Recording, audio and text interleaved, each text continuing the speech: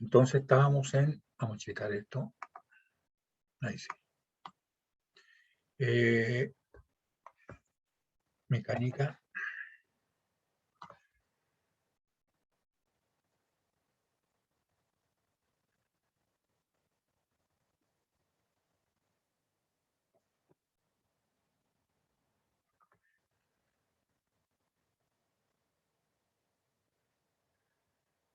Ahí está. ¿Ah?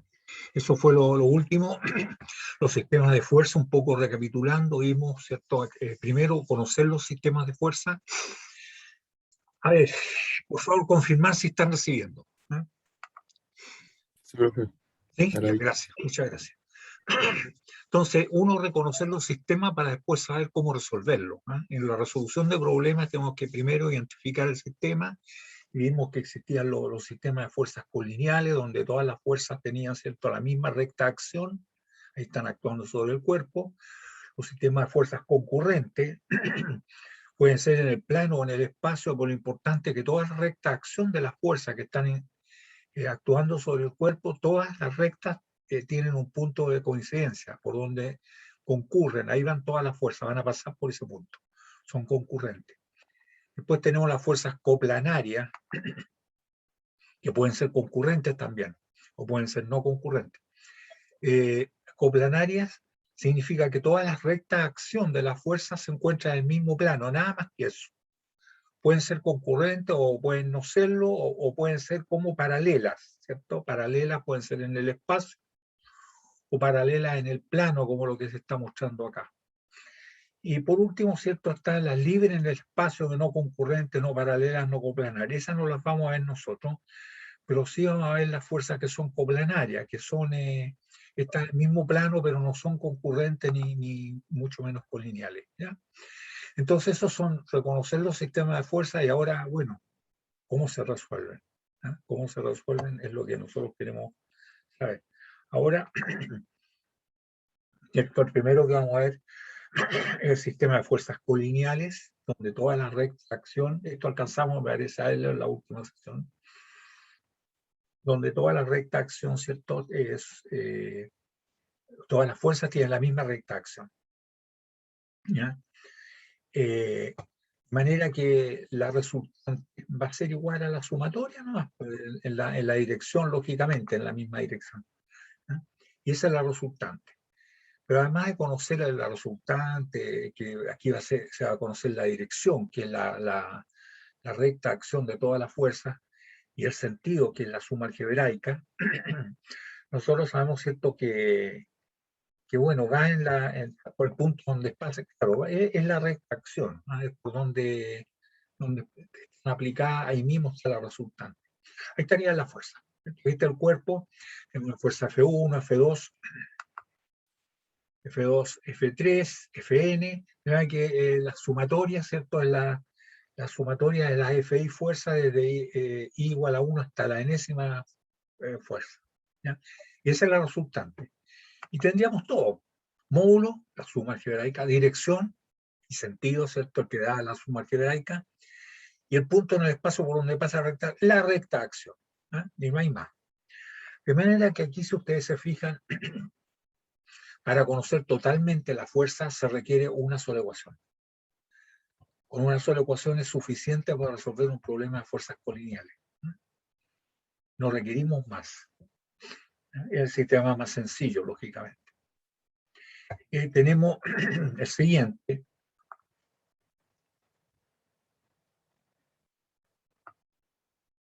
Esto ahí está que la FU la suma, ¿cierto?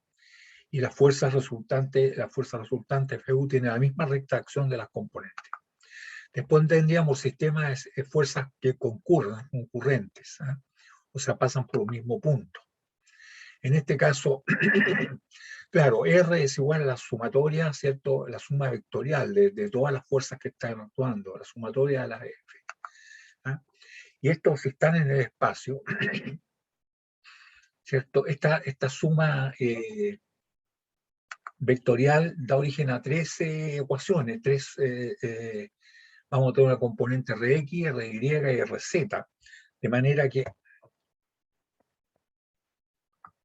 nosotros podríamos decir Rx es igual a la sumatoria, ¿cierto?, de las F1x, F2x más Fnx, va a decir la sumatoria de las F y x desde i igual a 1 hasta la enésima componente, Rx. Lo mismo ocurre para la componente, la resultante en dirección Y. Se suman todas las las proyecciones de la fuerza en dirección Y. La sumatoria de las FI, componente en dirección Y, desde I igual a 1 hasta la enésima componente, y lo mismo ocurre, ¿cierto?, en dirección Z. Por lo tanto, ya tendríamos las componentes, y ustedes saben que ya la resultante va a ser igual a 2 veces el Pitágoras, ¿cierto? Es decir, R, la resultante va a ser igual a raíz cuadrada de X al cuadrado, S, más RY al cuadrado, más RZ al cuadrado, ¿no? O sea, eso lo sabemos sacar, ¿ya? Ahora, si son concurrentes, tal como lo dice, significa que todas las rectas de acción, ¿cierto?, pasan por el mismo punto. Por lo tanto, la resultante, cuyo módulo tenemos aquí, la dirección ustedes ya saben, y el sentido lo sabíamos por el teorema del seno, en fin. ¿Y por dónde va a pasar la fuerza resultante? Pasa por el punto este. ¿Por qué? Ustedes se pueden dar cuenta que si suman F1 con F2, la resultante de F1 es una fuerza que pasa por el punto de concurrencia de F1 con F2, que es el mismo punto de concurrencia con F3. Por lo tanto, si esa resultante de 1, 2 la suman con F3, va a pasar por el punto de concurrencia, y así sucesivamente. O sea, finalmente la resultante de la suma de todas las fuerzas pasa por el punto de concurrencia. Entonces tenemos módulo, dirección y sentido, y punto en el espacio por donde pasa la recta acción, el punto de concurrencia. Ahora, fuerzas coplanarias, ¿cómo será? Imagínense, aquí tenemos todas las fuerzas, pero son coplanarias solamente. No son concurrentes. Si fuese concurrente sería bastante sencillo. Bastaría con sacar las componentes, ¿cierto?, en dirección X, y tal como lo vimos anteriormente, la recta acción va a pasar por el punto de concurrencia, pero en este caso no son concurrentes. Tenemos que el módulo de la resultante es tal como lo conocemos. Entonces, se utiliza el polígono de fuerza acá. Nosotros podemos trasladar la fuerza, ¿cierto?, a una posición paralela, y como todas estas van a actuar sobre el cuerpo, podríamos entonces ir acopiando una a continuación de la otra, y formaríamos lo que se llama el polígono de fuerza. Eso que está allí. Fíjense que la fuerza F1 fue trasladada acá, a continuación está F2, ahí está F2, después viene F3, ahí está F3, finalmente Fn, aquí está Fn. Por lo tanto, la resultante sabemos que es igual, ¿cierto?, a esta, partiendo del mismo punto y termina acá.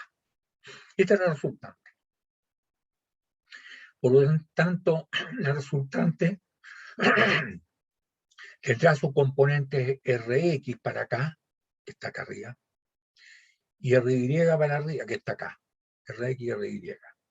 Y ahí nos damos cuenta que Rx, por ejemplo, esta que está aquí, es igual a la suma de F1x, porque cada una las componemos en dos componentes rectangulares, F1y y F1x, F2x y F2y, F3x, F3y, y esta que no tiene componente en dirección X porque es absolutamente vertical. De manera que podríamos decir que Rx, ¿cierto? Es igual a F1X más F2X más F3X, o sea, a la Fnx. ¿Eh? Y tendríamos que, ahí está, F1X más F2X más Fnx, o sea, la sumatoria de las FIX componentes, de ahí igual a 1 hasta la enésima componente, que en este caso bueno, aquí está Fn. ¿Eh? Y ahí tendríamos cuánto vale Rx, lógicamente horizontal, tal como está acá, y si da positivo significa que hace a la derecha. Lo mismo podemos hacer en el eje de las Y. Nosotros podríamos decir que Ry es igual a F1Y más F2Y más F3Y más Fny, con su signo. Esta como va para abajo es signo negativo, ¿cierto? Pero esta es positiva, positiva y positiva. Entonces, eso es igual Ry, ahí está. ¿Eh? Entonces tenemos Rx y Ry, lógicamente son dos ecuaciones. Y la otra, no, pero la otra es para sacar cuánto vale R, es raíz cuadrada, Rx al cuadrado más Ry al cuadrado. Y eso sería, ¿cierto? Pero se requieren estas dos ecuaciones nomás. Esta ya van. Lo mismo pasa con la pendiente. La pendiente está con respecto al eje de la X, que es la abscisa, es arco tangente Ry partido por Rx. ¿Qué significa esto? Que tenemos el módulo, la raíz cuadrada, la dirección y el sentido que nos da esto, ¿cierto? Porque aquí también tenemos sentido. Si las dos componentes son positivas, significa que está en el primer cuadrante. Y si las dos componentes son negativas, la tangente va a ser la misma, pero eso significa que está en el tercer cuadrante y la punta de la flecha sería para el otro lado. O sea que aquí con esto tenemos el módulo, dirección y sentido. Pero, a diferencia de lo que vimos anteriormente, no sabemos por dónde pasa la fuerza. Esta fuerza, a ver, ¿dónde la colocamos aquí? ¿Dónde la ponemos? Porque ya saben ustedes que es distinto colocarla en una posición o en una posición paralela. El efecto que causa sobre el cuerpo es distinto. Entonces hay que encontrar un punto en el espacio, en este caso en el plano, por donde pasa la recta acción, cuyo módulo, dirección y sentido ya la conocemos. ¿Eh? Entonces, no Profesor, sé. para sacar el ángulo habría que sacar el arco tangente, ¿no? Sí, arco tangente. La tangente es igual a R' partido por R, que va a decir el ángulo es arco tangente R' partido por R. ¿Ya? Lo importante que Profesor, ¿y ese sería el dato que hay que entregar o no? no, El ángulo. falta todavía un punto en el, no, aquí se nos da el ángulo, pero nos da la inclinación y el sentido.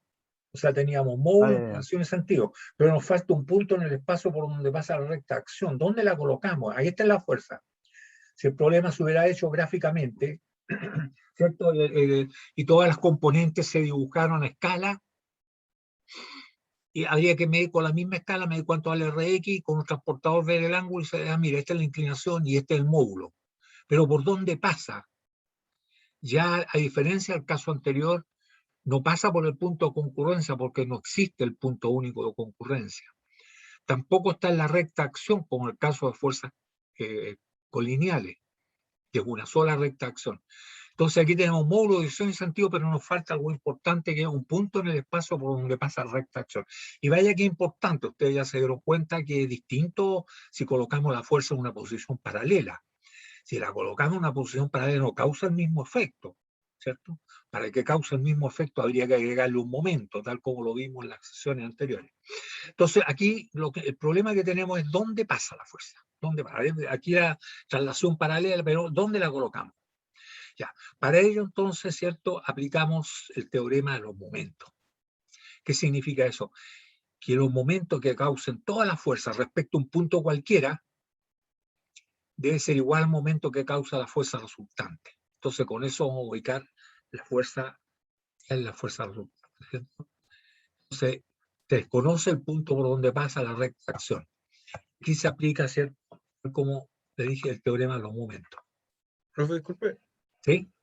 tengo una pregunta. ¿El ángulo teta por dónde pasaría en el cuerpo? ¿O en eso? El ángulo se mide con respecto al eje de la X, a la abscisa, Ah, ya, ya, ¿cierto? Lo que no ya. sabemos es dónde la colocamos, porque si la colocamos en una posición paralela, el ángulo es el mismo, el módulo también es el mismo, el sentido es el mismo, pero ya sabemos que no causa el mismo efecto, ¿cierto?, colocándolo en una posición paralela. Entonces, aplicando el teorema de los momentos, nosotros llegamos y elegimos un punto cualquiera, pero estratégico, ¿eh? Pero en este caso se eligió este punto aquí.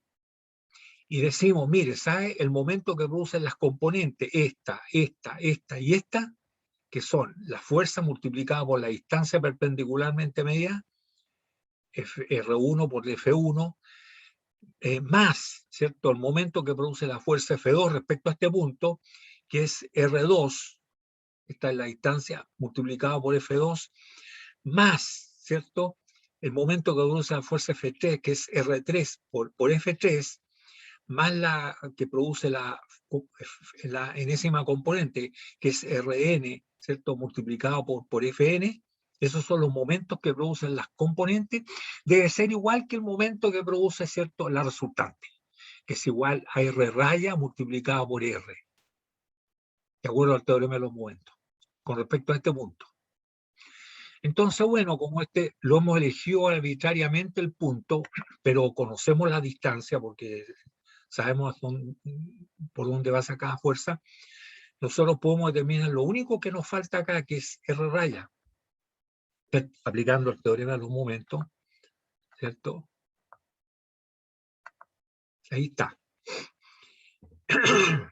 Que, claro, aquí está, ¿cierto?, la sumatoria de las fuerzas, las componentes de R, ¿cierto?, que es D por R el momento que hace R raya, aquí aparece como el momento que hace la fuerza resultante. Entonces, ya conocemos la fuerza resultante, porque hicimos la suma. Conocemos la distancia X1, X2, o si ustedes quieren R, ¿cierto? Por lo tanto, podemos conocer los momentos que hacen cada una de las componentes respecto a este punto conocido. Y lo único que desconocemos es a qué distancia pasa la resultante de este punto, o sea, el R raya. Así que de esta ecuación, es una ecuación, una incógnita, se determina el D que corresponde a nuestro R raya, y sabemos entonces a qué distancia del punto elegido pasa la fuerza R cuyo módulo, dirección y sentido conocemos. Y ahí estaría resuelto el problema, tendríamos módulo, dirección, sentido y punto en el plano, que sería por donde pasa la recta acción. Ahora, lógicamente que la fuerza esta resultante debe causar el mismo momento con respecto a este punto elegido, ¿cierto? El módulo y el sentido. ¿Ah? Si la suma de todas estas fuerzas hace un momento que vaya para allá, esta también tiene que ser un momento que vaya para allá, ¿cierto? Así, entrando en la pizarra, en la predicción. ¿Ya? Entonces, porque podría estar por acá, ¿cierto? Y causaría un momento para el otro lado, ¿ya? Pero no puede tener signo distinto que el que tiene las componentes. Y con esta ecuación diríamos entonces, para resolver este problema se requiere tres ecuaciones solamente. Tres. ¿Cuáles son las tres? Esta es la primera, esta es la segunda, esto sale de esta, ¿cierto? Son dos, una, dos, y es la ecuación de momento. Y se acabó. Entonces, para encontrar la resultante de un sistema de fuerzas coplanares, es necesario tener tres ecuaciones, ¿cierto? Tres ecuaciones independientes. No son independientes, jóvenes, si ustedes dicen, ya, y ahora hacemos sumatoria con respecto a este punto, y después con respecto a este otro punto. No, ¿cierto? Estarían igual que el perrito pillándose la cola, nomás, pero no avanzan nada, ¿ya? Son ecuaciones dependientes. Lo mismo que decimos ya, sumatoria de fuerza en dirección X igual a Rx, sumatoria de fuerza en dirección Y igual a Ry, ya, y ahora sumatoria de fuerza en dirección U, ¿cierto? Igual a RU, y sumatoria de fuerza en dirección B igual a RB. No, ese ya sería un chiste, son ecuaciones dependientes. Solamente, ¿cierto? Son dos ecuaciones de sumatoria de los escalares en X y en Y, y la de momento para saber por dónde pasa. Tres ecuaciones. Si en un problema de un sistema de fuerzas coplanares, solamente coplanares, no concurrentes, ¿cierto? Tenemos más de tres incógnitas, ¿cierto? Nosotros no lo vamos a poder resolver, porque hay más incógnitas que ecuaciones que disponemos, ecuaciones independientes. porque ecuaciones podemos tener infinito número de ecuaciones, pero independientes, ¿cierto? Solamente 3. No podemos tener más de 3 incógnitas, ¿ya? Si no es un problema que no se puede resolver. Ahora es importante destacar el punto este, a ver, ¿dónde elegimos el punto? ¿Dónde se le ocurriría a ustedes elegir el punto, joven? Y eso es bastante importante. Porque es un punto arbitrario, pero hay que escogerlo estratégicamente. ¿Dónde lo escogerían? Creo que sería más fácil escoger un punto en donde, es decir, donde la distancia sea como la misma, en el mismo cuadrante para todas las fuerzas. A ver, algo tendrán que tener en común. Efectivamente, no entendí bien la proposición, pero fíjense ustedes que en este punto que está fuera de todas las rectas de acción, todas las fuerzas hicieron momento. Eso significa que sale larga esta cuestión, ¿eh? Pero si nosotros cogemos, por ejemplo, un punto por donde pasen dos fuerzas, este punto que estoy indicando, ustedes se van a dar cuenta que ni la fuerza F1 ni F2 hacen momento con respecto a este punto, ¿sí? ¿Cierto? O si escojo este punto, que es el punto de concurrencia de las fuerzas F1 y F3, la fuerza F1 ni la fuerza F3 hacen un momento con respecto a este punto. Por lo tanto, se nos achica la ecuación esta. O escoger este otro punto, que es donde concurren F3 y Fn, en fin. Entonces, estratégicamente es bueno elegir un punto por donde concurra el mayor número de fuerzas. Aquí en todos los que les he señalado concurren 2, pero puede que en alguno concurran 3 fuerzas, hay que elegir eso. Pero elegir un punto cualquiera por allá no es tan estratégicamente bueno, ¿eh? Entonces eso sería conveniente, jóvenes, escoger un punto. Fíjense, eso es importante porque de repente eso nos ayuda, se van a acordar de esto, eso nos ayuda a simplificar el problema. Y de repente, fíjese que hay problemas, los vamos a ver después más adelante y les voy a recordar. ¿Se acuerdan que les dije esto? Hay problemas que se resuelven con una sola ecuación. Porque uno escogió estratégicamente, voy a escoger este punto, porque en este punto me hace momento esta fuerza y la resultante, entonces encuentro el tiro de la resultante, ¿eh? Entonces, ¿es importante el punto? Sí. Para simplificar el problema conviene escoger un punto por donde pase el máximo de fuerzas. Aquí en realidad son dos nomás. Puede ser este, ¿cierto? Puede ser este punto, ¿cierto? O puede ser este que está por acá, ¿eh? Porque ese punto nos ayuda a que resulte más corta esta ecuación. Ustedes saben, ¿cierto?, que mientras más, irónico, pero es cierto, que mientras más corto sea el camino, menos posibilidad de cometer error tenemos, ¿ya? Entonces, en un sistema de fuerzas coplanarias solamente, ¿cierto?, es necesario disponer, ¿cierto?, de 3 ecuaciones independientes.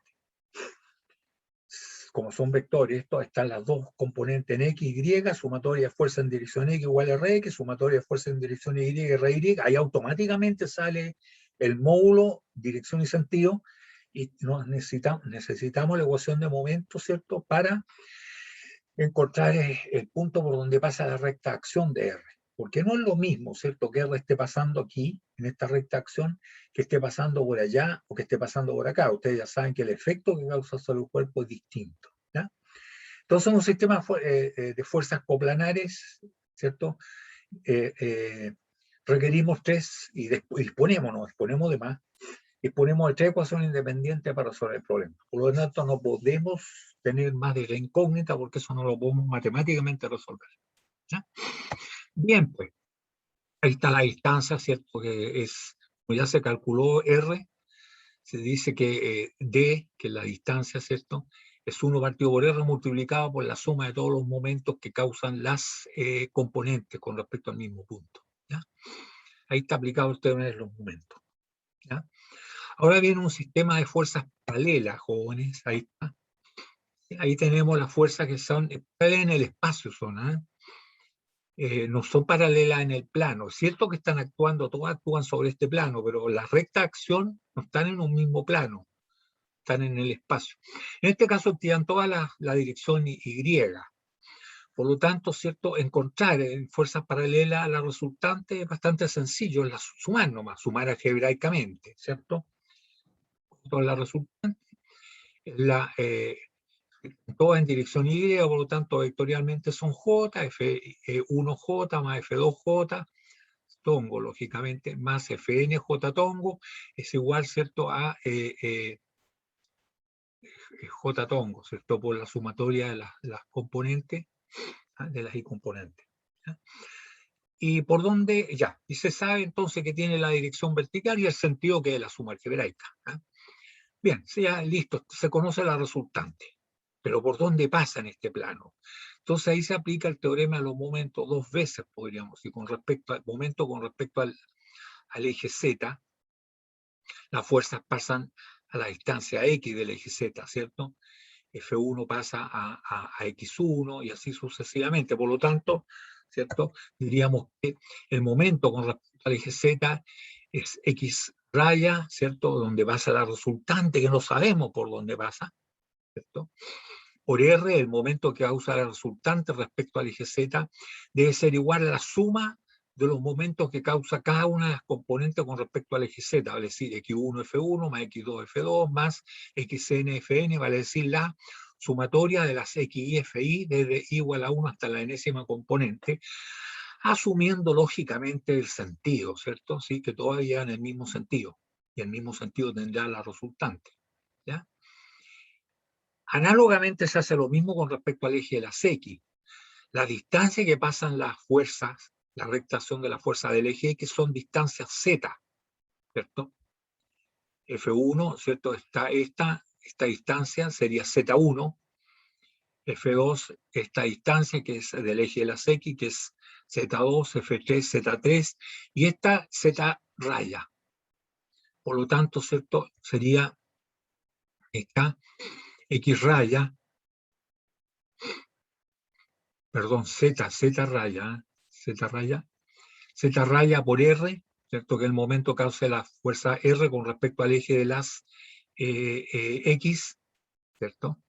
Es igual a Z1 F1 más Z2 F2 más ZN FN, o sea, la sumatoria de la ZI por FI desde igual a 1 hasta la enésima componente. Respetando el signo que da, ¿cierto? Y lógicamente tendríamos el momento con respecto al eje de la Z y el momento con respecto al eje de las X, vale decir, ¿cierto? Vectorialmente también, ¿cierto? Habría que... y aquí falta por dónde pasa el punto. Bueno, sabiendo cuánto vale el momento, ¿cierto? Al dividir, ¿cierto? Por R, ¿cierto? Porque esto ya lo conocemos, vamos a encontrar X raya y acá Z raya, ¿ya? Que son las 12 componentes, ¿cierto? Del punto donde pasa en este plano, el plano XZ. Entonces encontraríamos el punto y ya sabemos que la dirección del sentido era conocido. Módulo de dirección del sentido. Faltaba un punto, ¿ya? Y ese punto lo determinamos acá con el teorema de los momentos, ¿ya? Y esto nos da origen a una cosa bien interesante, que es la determinación de centros de gravedad. Si nosotros Profe, tenemos, ¿sí? ¿podría repetir por dónde pasaría en este caso entonces? Nosotros con Eh, esta ecuación, que es los momentos que hacen las componentes respecto al eje Z, ahí está, la suma de los momentos, ahí está, debe ser igual al momento que hace la fuerza resultante del mismo eje Z. Como todo esto lo conocemos, y R lo conocemos aquí, despejamos cuánto vale el X raya. Hacemos lo mismo con respecto al eje X, ¿cierto? El momento con respecto al eje X de las componentes son, todas estas las conocemos, ¿cierto? Por lo tanto, se saca la sumatoria. Y como ya conocemos R, porque lo determinamos acá, se saca cuánto vale el Z raya este, ¿ya? Entonces conocemos el X raya y el Z raya. Por lo tanto, si nos preguntan ¿Cuánto es la resultante? Esta es la resultante. ¿Ah? Y aquí, ¿qué es lo que tenemos? El módulo, dirección y sentido, porque es la suma algebraica de esto, ¿cierto? Si da positivo va a ser para arriba, si da negativo es para abajo. Aquí son todas las componentes negativas, de acuerdo a esto. ¿Eh? Por lo tanto, se conoce el módulo, dirección y sentido, pero por el punto por donde pasa, aquí están las dos coordenadas, el X raya y el Z raya, ¿cierto? Que se determinan acá, porque como ya conocemos R, se divide por R esto, ¿sí? Entonces tenemos las Ya, profe. coordenadas de ese punto por donde pasa la recta acción, ¿sí? ¿Está bien? Sí, profe, ahí se entendió, gracias. Ok, listo. Pero esto nos permite poder resolver problemas de centro de gravedad. Fíjense que si nosotros tenemos una figura rara, un cuerpo pero plano, ¿ah? Como este,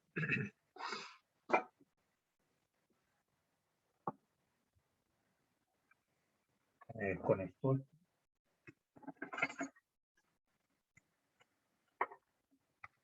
Ahora sí. Ya. Tenemos una figura rara esta, ¿cierto? Pero no tan rara, es plana, tiene el mismo espesor. ¿Ya? Ahí está el espesor, ahí están marcados. ¿Ya?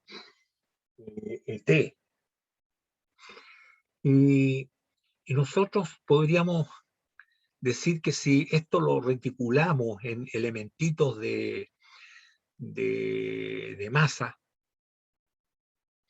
que sería el volumen, ¿cierto?, multiplicado por la masa específica, o el peso, ¿cierto?, porque finalmente lo que queremos es el peso, que el volumen multiplicado por el peso específico, y podríamos sumar todo, integrar, ¿cierto?, aquí, tendríamos cuánto vale G, pero ¿por dónde pasa G? Igual que el problema anterior, aplicamos el teorema de los momentos, ¿ya? Entonces, lo que acabamos de ver, ¿cierto?, nos permite resolver este problema. Y que lo que queremos aquí encontrar es cuánto vale G, el peso de esta plancha rara, y dónde se encuentra, vale decir, cuáles son las coordenadas, el X raya, que es la distancia donde está el punto del eje de la Z, y cuánto vale el Z raya, que es la distancia desde donde está la fuerza al eje de las X. ¿Ya? Eso es lo que necesitamos, el Z raya y el X raya. ¿Ya? Y para ello hacemos lo que recién vimos, que aquí diríamos entonces que hay que recordar que la fuerza G es producto de la masa por la aceleración de gravedad, tal como lo dijo este caballero Newton. G igual a masa por la aceleración de gravedad. Fíjense que aquí, si ustedes dividen por el volumen, jóvenes, ¿cierto? Volumen del cuerpo, digamos que es G partido por el volumen es igual a la masa partido por el volumen, y esto multiplicado por G. Esto que está aquí, el peso dividido por el volumen, es lo que se conoce con el nombre de peso específico. Y la masa dividido por el volumen será la masa específica, ¿ah? Que normalmente le llaman la densidad cuando lo dividen por la densidad del agua, ¿cierto? Pero es lo mismo, ¿ya? De manera que entonces nosotros podríamos decir que el peso específico, gamma, es igual a la masa específica, ¿cierto? Ustedes le colocan rho, yo lo voy a poner delta aquí, ¿cierto? Entonces, gamma es igual a G partido por el volumen, el peso específico, y rho, no está rho. La masa partido por volumen es la masa específica o llamada la densidad. No hay que olvidarse. ¿Eso qué significa? Eso significa que gamma, ¿cierto?, es igual a rho por G. Rho por G, ¿ya? Entonces, si nosotros tenemos acá el elemento, que es un elemento plano, espesor parejo T, ¿cierto? Lo que nos interesa acá son las coordenadas X raya y Z raya, ¿ya?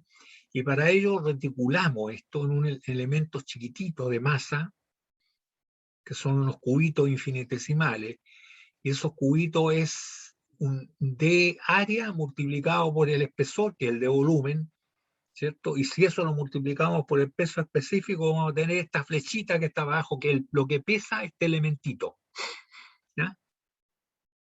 Eso es importante porque esta es una componente. Entonces diríamos que aquí lo que está aquí, que es un DG, ¿cierto? Va a ser igual al de área multiplicado por el espesor, que es el de volumen, y eso multiplicado por gamma, o si ustedes quieren, por ρ y por g, ¿ya? Eso es. ¿Y cuánto vale el peso total? La suma, pero como son suma de elementos infinitesimales, eso va a ser, ¿cierto?, la integral, ¿ya? Entonces, dg, lo que pesa un elemento chiquitito, un cubito infinitesimal, es gamma por el de volumen. El de volumen es el de área multiplicado por el espesor T, ¿ya? Y ese es el peso del elemento. Por lo tanto, si queremos saber cuánto vale el peso total, va a ser la integral de esto. Va a ser la integral de gamma por T por de área.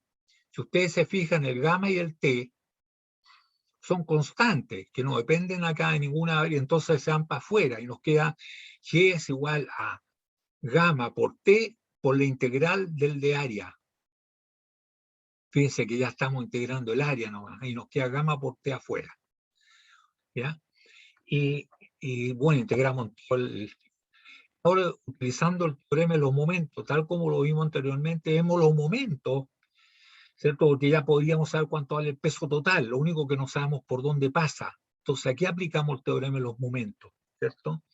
Digamos que el de momento con respecto al eje X es el Z raya multiplicado por dg, porque es un de momento, es lo que pesa el elementito. O sea, es Z raya, ¿cierto? No, para esto, perdón, para un elemento, es Z por gamma, por T y por dA. ¿Qué es esto? Todo esto, ¿cierto? Es el peso del elementito, ¿ya? Entonces, el momento total va a ser igual a la integral de esto. Y se puede sacar para afuera el Z, el gamma y el T. Y nos queda también integral de área, ¿cierto? Por lo tanto, ahora nosotros podríamos obtener ya las coordenadas, ¿cierto? Y decir que el momento que hace la fuerza resultante G por Z raya debe ser igual que la sumatoria, ¿cierto?, de momento con respecto al eje X, ¿cierto? O sea, integral de gamma por T y por dA, se van para afuera el gamma por T, y aquí nos queda integral de Z por gamma y por T, integral de área, ¿cierto? Entonces nosotros llegamos y tenemos que arriba, porque podemos simplificar por, fíjense bien, se simplifica el gamma. ¿Qué significa eso? Que da lo mismo, ¿cierto?, de si esto es de aluminio o es de acero, ¿cierto? Para la plancha el centro de gravedad es el mismo. Podemos simplificar por el espesor. ¿Qué significa eso? Que da lo mismo cuál es el espesor para las coordenadas del centro de gravedad, el Z raya y el X raya, ¿cierto? Da lo mismo, ¿ya? ¿Y qué es lo que nos quedó al simplificar? Nos queda arriba integral de Z de A y acá abajo nos queda integral de área. Y esto es interesante porque fíjense que aquí esta integral que viene de un momento, el momento de una fuerza, pero se simplificaron aquí los espesores, el G y ¿cómo se llama? El ρ, la masa específica, en fin, nos queda finalmente una distancia multiplicada por el de área, ¿ya? Esto es lo que se conoce, jóvenes, como momento de primer orden de área. ¿Por qué primer orden? Porque aquí no aparece el Z así nomás, ¿cierto? ¿Y para qué sirve? Para calcular el centro de gravedad. Lógicamente, ustedes aquí inmediatamente pueden deducir cuánto vale el X raya. El X raya, ¿cierto? ¿Cuánto debe valer? Debe valer integral, ¿sí?, de X de A partido por de A. ¿Cierto? Integral de X de A partido por de A. ¿Cierto? Ahí está. Integral de X de A partido por integral de A. O sea, por el área. Y ahí tendríamos las coordenadas, significa el centroide, que significa el punto por donde pasa, ¿cierto? Por donde pasa la fuerza resultante. Entonces, aplicando lo mismo que vimos aquí para sistemas de fuerzas paralelas en el espacio, jóvenes, podemos aplicarlo esto para los centros de gravedad y podemos resolver el problema del centro de gravedad. ¿Ah? aplicando el teorema a los momentos. Ahora, esto puede ser, si ustedes se fijan, no digan, el momento, sabemos un momento de fuerza nomás, en cambio aquí tenemos un momento de área. Esto es lo que se conoce con el nombre, ¿cierto?, de momentos de área o momentos de primer orden. Para diferenciarlos de otros, ¿cuáles son los otros? El segundo orden. Aquí nos aparece integral de x cuadrado de a y x cuadrado y z cuadrado de a y x cuadrado de a, que se llaman momentos de segundo orden. Estos son de primer orden, sirven para calcular los centros de gravedad, y estos otros son momentos de segundo orden de área, llamados momentos de inercia de área.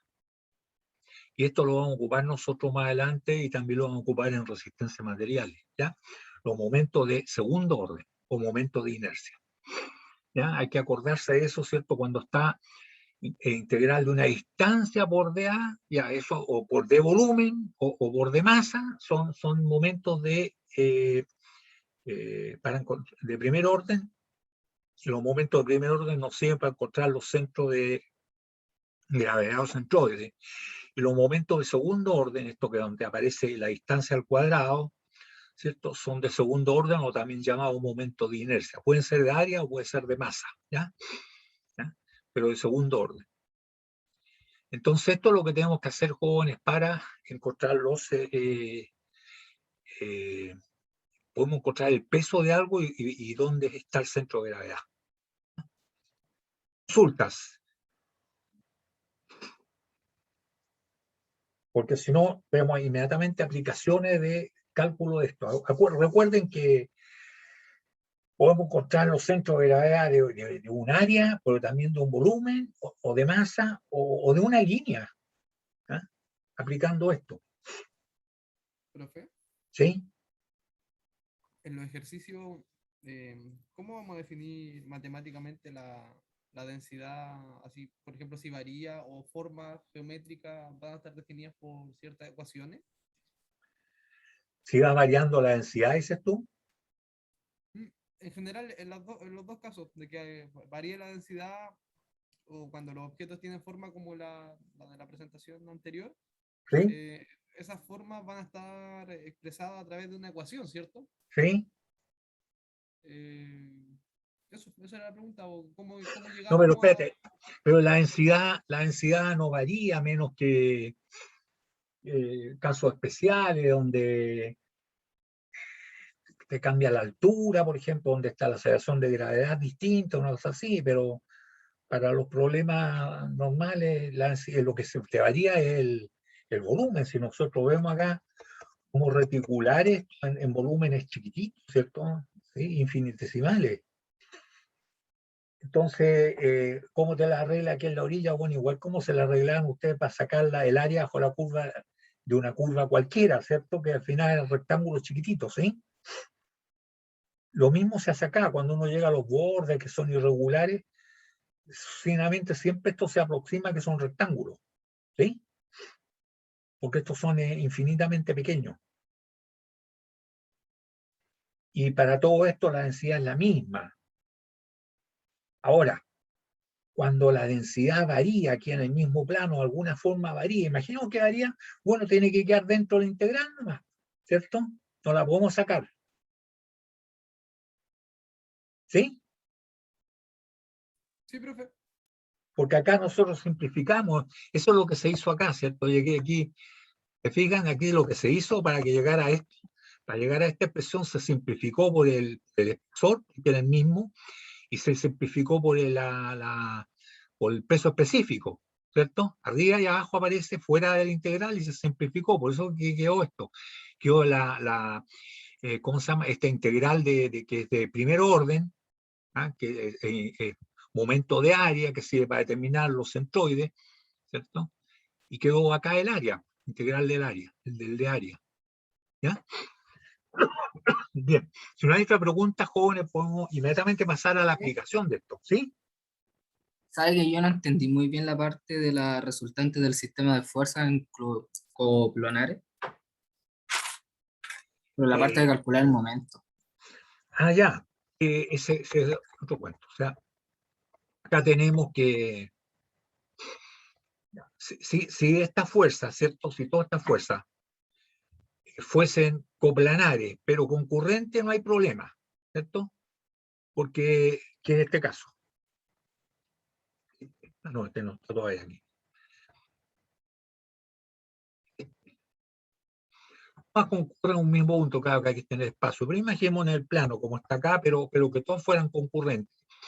Uno puede encontrar las componentes de la resultante, Rx, ¿cierto? Y Ry, ¿cierto? Es muy fácil, porque es la sumatoria de las componentes, como se hizo acá, ¿cierto? Aplicó el polígono de fuerza, ¿cierto? Y sabemos que esta es la resultante.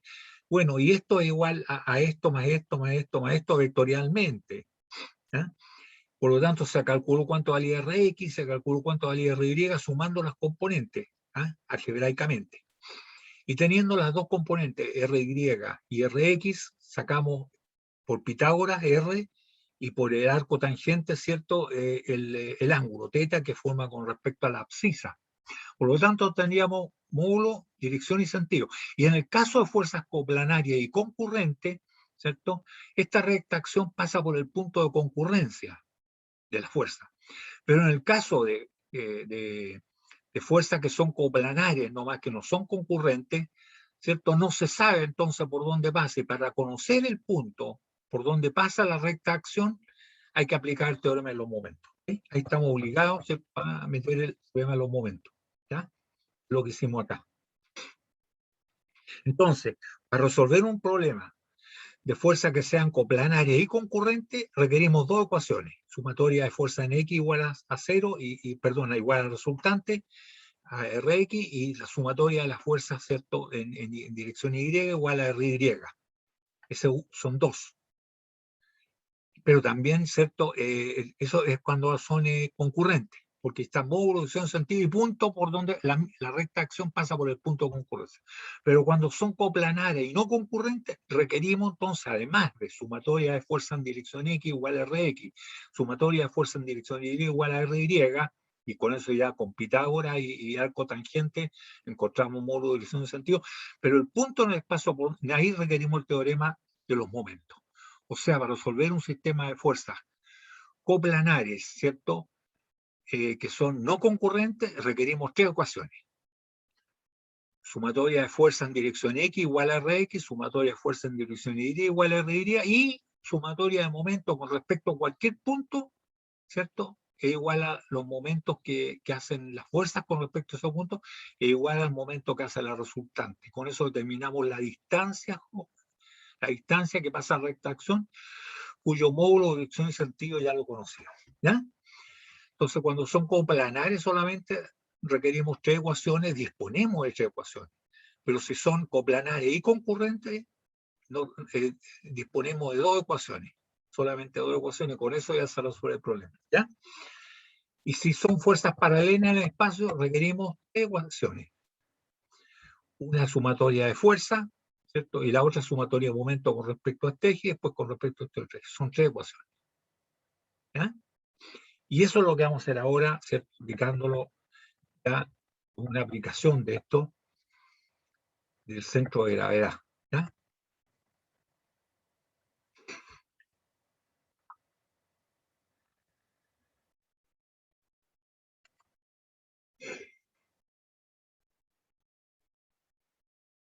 Por favor, me dicen, jóvenes, que están viendo ustedes en pantalla.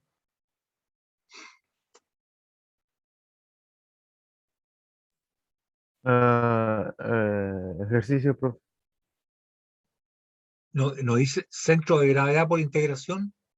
Sí, eso dice. Ya, ok, gracias. Centro de gravedad por integración. O sea, es la aplicación del teorema del último que vimos, el sistema de fuerzas paralelas en el espacio. ¿Ya? Entonces, parece que me equivoqué.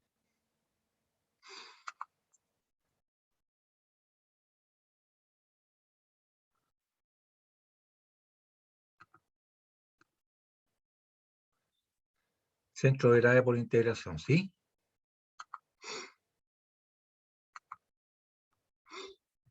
Ya, confírmeme por favor, ¿ya? ¿Está el título arriba? Centro de gravedad por integración. Sí, profe. Ya, gracias. Entonces, jóvenes, Esto mismo lo vamos a aplicar ya a problemas. Y acuérdense que uno puede trabajar con encontrar centro de gravedad de área, puede de volumen o de línea. ¿Ah? Lo que vamos a resolver ahora, ¿cierto? Vamos a ir por orden. Primero, hacer el de línea. Hay que aplicar algunas reglas, ¿cierto? Que ustedes ya más o menos se dieron cuenta. Primero se debe seleccionar el elemento apropiado, un elemento chico, ¿cierto? Para esto pueden ser útiles las dos reglas siguientes. Va a seleccionar uno, elegir un elemento de modo que todas las partes del área infinitesimal estén a igual distancia del eje o plano de referencia, que todos los elementitos chicos que ustedes elijan estén a la misma distancia. O la otra, escoger un elemento donde todos los puntos no están a la misma distancia, pero conozcan el centro de gravedad de ese punto. Conozcan el centro de gravedad. Es fácilmente elegible, ¿ya? Entonces, si bien es cierto, la línea no está a una sola distancia del eje que nos interesa, sí, pero sabemos dónde está el centro de gravedad. Lo mismo puede ser de un área, qué sé yo, ¿ya?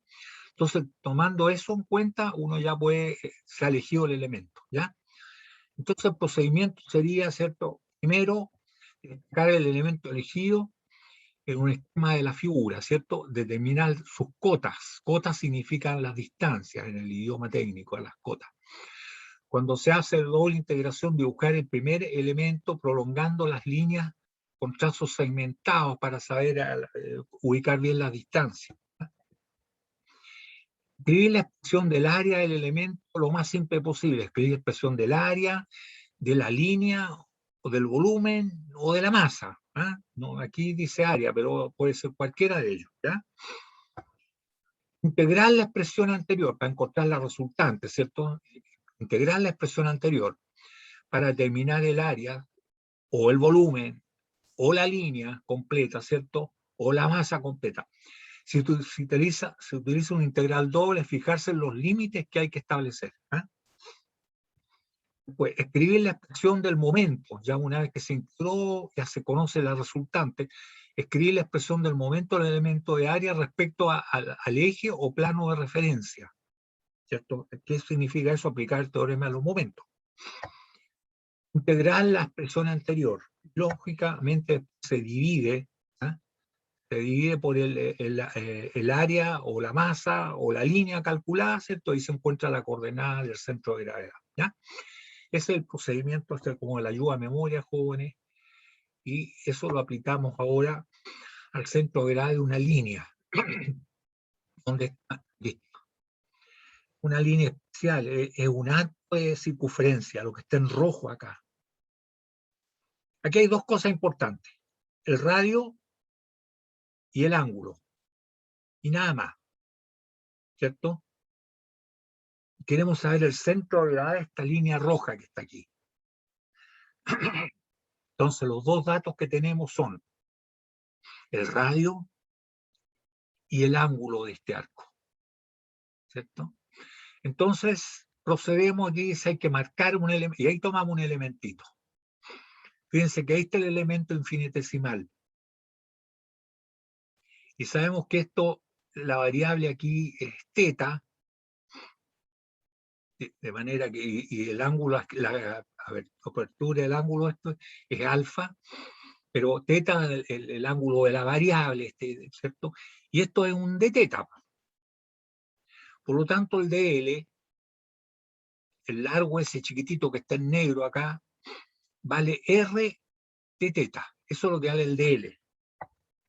dl es igual a r de teta, ¿cierto? Entonces ya tenemos esta expresión y ahora si queremos saber el largo total, hay que integrar, ¿cierto? Dice que el largo total es la integral entre 0 y alfa de r de teta. R es una constante, se vuelve para afuera la integral, entonces nos queda teta acá, ¿cierto? Teta entre 0 y alfa, entre 0 y alfa. ¿Y cuánto nos da? Nos da R por alfa. Pero ustedes dirán, oiga, si esa cuestión la conocemos. Claro que la conocemos. El largo del arco, ¿cierto? Es igual a R multiplicado por alfa en radianes. No se olvide que en radianes es las veces, ¿cierto?, que cabe el radio en el en la circunferencia. ¿Ah? Claro, entonces la circunferencia es R por alfa, así de simple. Alfa en radianes. Ah, ya, pero ahora tenemos que aplicar el teorema de los momentos para saber el centro de gravedad de esto. Entonces, el elementito que escogimos se encuentra a la distancia X del eje de la Y y se encuentra a la distancia Y del eje de las X, donde X igual a R por coseno de teta, ¿cierto? X igual a R por coseno de teta, e Y es igual a R por seno de teta. Por lo tanto, un D momento con respecto al eje de las X, ¿cierto? Va a ser igual a dl multiplicado por Y. Ahí está, dl multiplicado por Y. Ese es un D momento con respecto al eje de las X. Y como sabemos que Y, ¿cierto? Y es igual a R seno teta, nos queda R seno teta multiplicado por dl, y dl vale R de teta, multiplicado por R de teta. O sea, nos queda R cuadrado seno de teta de teta. Por lo tanto, si queremos saber cuánto vale el momento, esto, ¿cierto? Hay que integrar. Análogamente, el momento con respecto al eje de la Y, a este eje, la distancia es X por dl. Por lo tanto, ¿cierto? X vale R coseno teta, y dl sigue valiendo R de teta, nos queda R cuadrado, ¿cierto? Aquí, por coseno teta de teta. Entonces hay que integrar estas expresiones y dividirlo por esto, por L, para encontrar los X raya e Y raya. Entonces, con respecto al eje de las X, la primera, ¿cierto? El momento es igual a la integral de esto, es integral de R cuadrado seno de teta, que es el D momento con respecto al eje X. Y esto nos da, ¿cierto? El R se va para afuera, y la integral de seno teta es menos coseno teta, el R puede estar afuera, y la variable es teta nomás, ¿cierto? Entre 0 y alfa. Por lo tanto, esto nos queda, atento, nos queda R cuadrado, ¿cierto? Por 1 menos coseno de alfa. ¿Ya? Al ya colocar y restarle el límite superior, restarle el límite inferior, le restamos algo negativo, queda positivo, ¿cierto? ¿Por qué? Porque el coseno de 0 es 1 y ahí está 1 menos coseno de alfa. ¿Ya? Hacemos lo mismo con respecto al de la Y.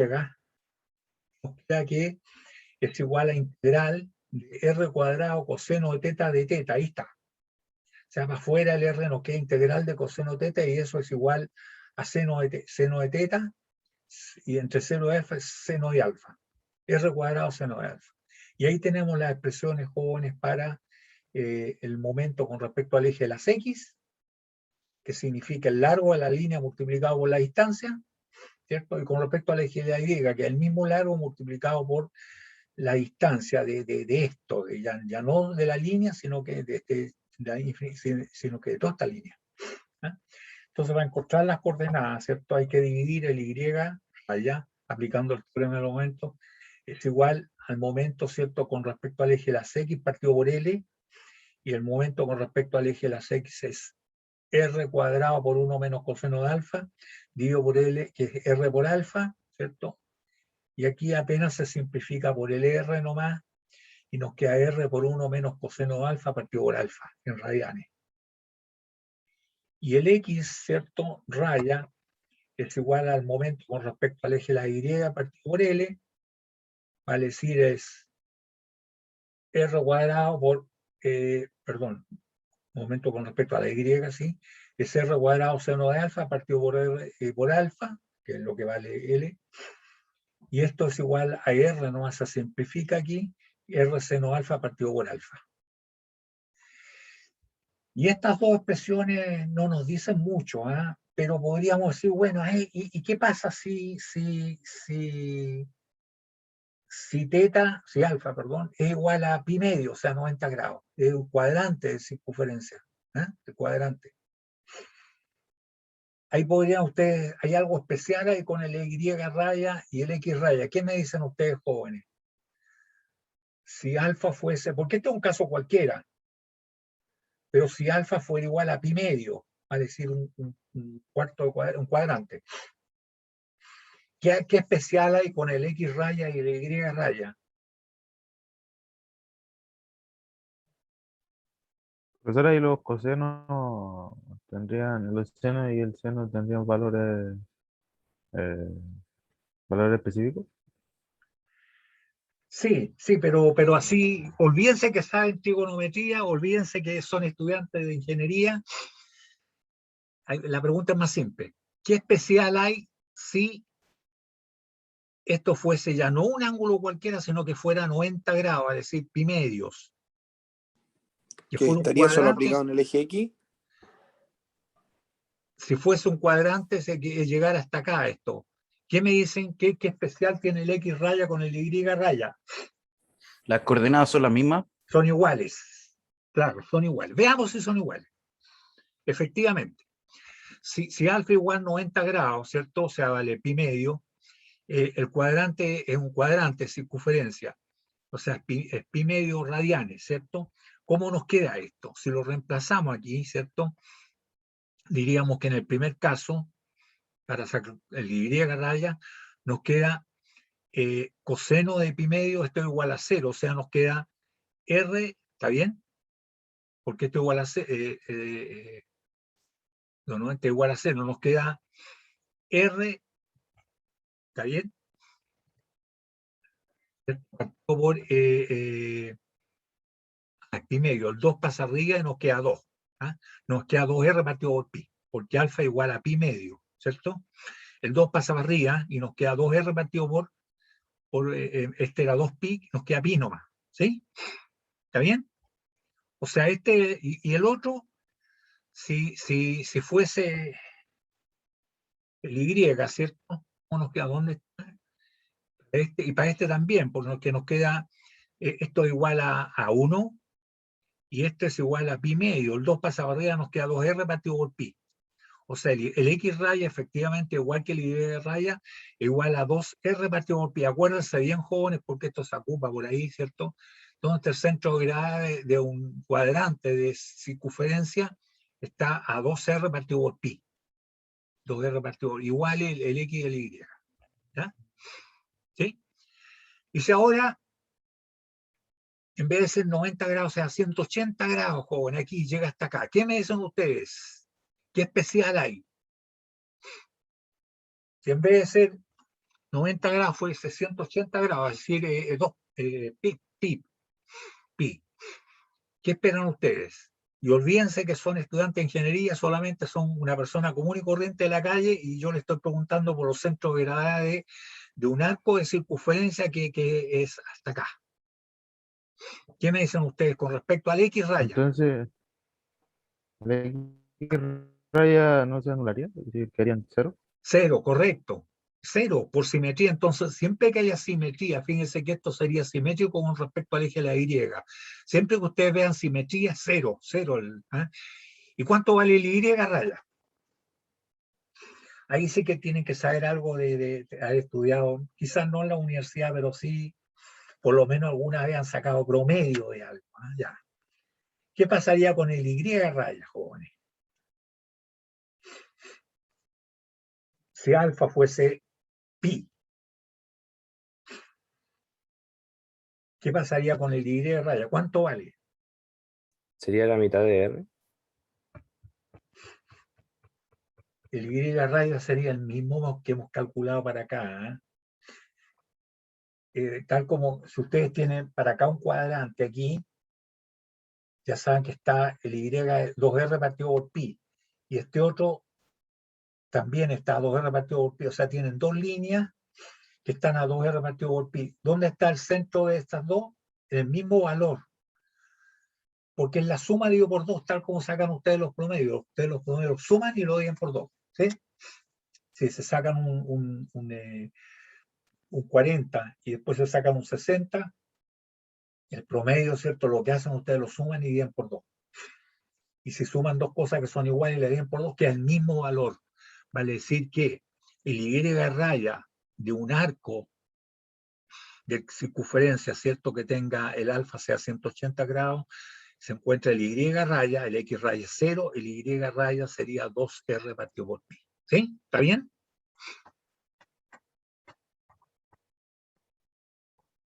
Sí, profe. Ok. Bien, pues este es un problema sencillo, ¿cierto? Pero fíjense que hemos trabajado con líneas, ¿eh? Fíjense, ¿ah? Claro, porque hemos simplificado por ciertas cosas, lo que pesa la línea por unidad de largo, ¿cierto? Y por eso que hemos podido trabajar con momentos de línea, ya ni siquiera momentos de área, momentos de línea, porque aquí ya sabemos que se simplifica esto, ¿cierto? Tanto el peso específico, el peso por unidad de largo, en fin, ¿ah? Bien, por lo mismo vamos a hacer acá, jóvenes, pero ahora vamos a trabajar con área, ¿cierto? Esta sería, jóvenes, centro de la área entre dos líneas. Estábamos justo en la hora, parece, así que va a quedar expuesto el problema nomás, no vamos a alcanzar a resolverlo, ¿eh? Hay dos líneas. Una que es que Y1 es X más 2, va a decir es una recta, ¿cierto? Esto ustedes lo reconocen como una recta, donde la pendiente es 1, va a decir 45 grados, y este es el intersecto con el eje de las Y, ¿ya? Y ahí está la línea. Y aquí en 2, ahí pasa el intersecto, ¿cierto? Y la pendiente es 1, tal como dice acá, 1. Y el otro es una parábola, que es Y2 es igual a X cuadrado, es decir, una parábola aquí, ¿cierto? Que cuando esto en X vale 1, este también vale 1, pero cuando X vale 2, este otro vale 4. 1, 2, 3, 4. ¿Ya? Entonces se intersectan estos dos. Y lo que se pregunta aquí, jóvenes, es cuánto vale el centro de esta figura rara que hay aquí. Eso. Por lo tanto, nosotros podemos elegir los elementos infinitesimales, aquí hay que integral, donde la base son rectángulos infinitesimales. La base es de X y la altura es la resta, ¿cierto? Y2 menos Y1. ¿Está bien? Parece que al revés.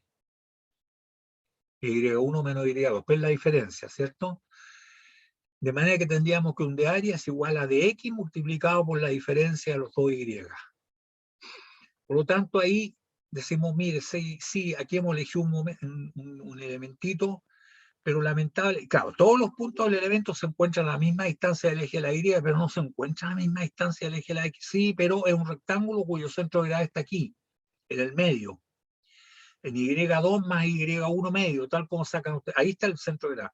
Entonces hemos elegido un elemento que todos los puntos se encuentran a la misma distancia del eje de la Y, pero no se encuentran a la misma distancia del eje de la X, pero sí conocemos el centro de gravedad. Esa es la recomendación que hay. Y ya teniendo el elemento, podemos ya, ¿cierto? Lo vamos a hacer en la próxima sesión, junto con otros problemas, esto de centro de gravedad, como aplicación de sistemas de fuerzas paralelas en el espacio. ¿Ya? Y hasta ahí llegamos por hoy, jóvenes, y nos vemos el miércoles. ¿Ya? Bien, pues, jóvenes. Llegamos hasta ahí, entonces. ¿Sí? ¿Alguna consulta? ¿Sí? ¿Una consulta? Parece que no. No, profe. Ya, ok, bien. Hasta luego, muchachos, que estén bien. Chao, profe. Sí, profe. Chao, chao. Bien. Chao, Ya, profe, gracias. cuídese. Ya, Sí, gracias profesor. igualmente, muchachos.